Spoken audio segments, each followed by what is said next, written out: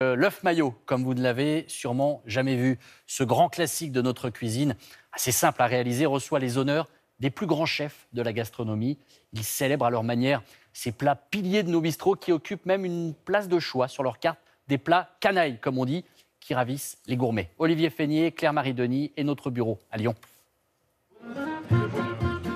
Remettre les petits plats sur des grandes tables, manger avec les doigts, une tartine bien garnie, et oublier le temps d'un repas les recommandations diététiques.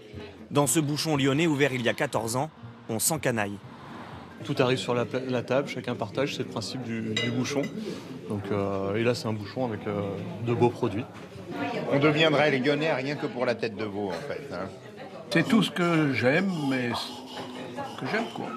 2 cartes avec un pâté velouté pour suivre un rognon rosé et une cervelle, messieurs. Au menu, de l'omelette aux écrevisses, de la cervelle d'agneau ou du paleron de veau. C'est ça le plat canaille. Une cuisine populaire et une présentation simple pour mieux séduire le client. On lui ouvre donc la cassolette. Forcément, il y a des odeurs. Et puis, il y a de la vie, je dirais, dans le plat, puisque ça mitonne encore. Il y a encore la réaction de la chaleur.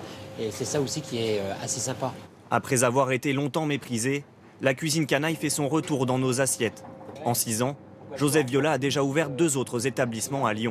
Aujourd'hui, la clientèle a envie de ça, a envie de peut-être plus de sincérité, peut-être plus de vérité dans l'assiette, dans le sens où d'un seul coup d'œil, elle peut deviner, même si elle a pas retenu l'intitulé du plat, mais deviner ce qu'elle mange.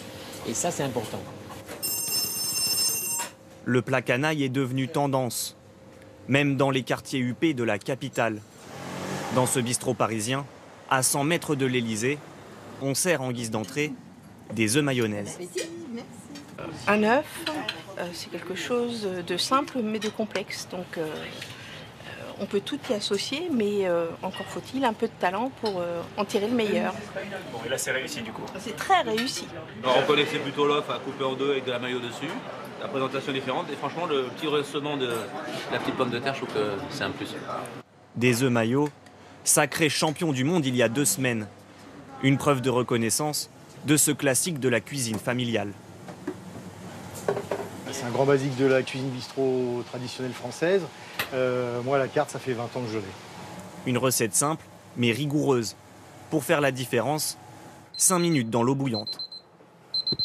Une fois que le temps est passé, on les refroidit tout de suite dans de l'eau bien glacée, avec des glaçons, pour arrêter la cuisson tout de suite.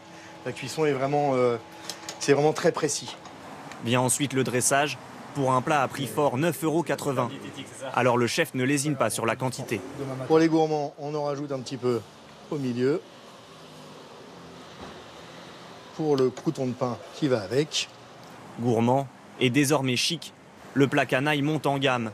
Les recettes, elles, n'ont pourtant jamais changé. Les Allemands, sous le choc.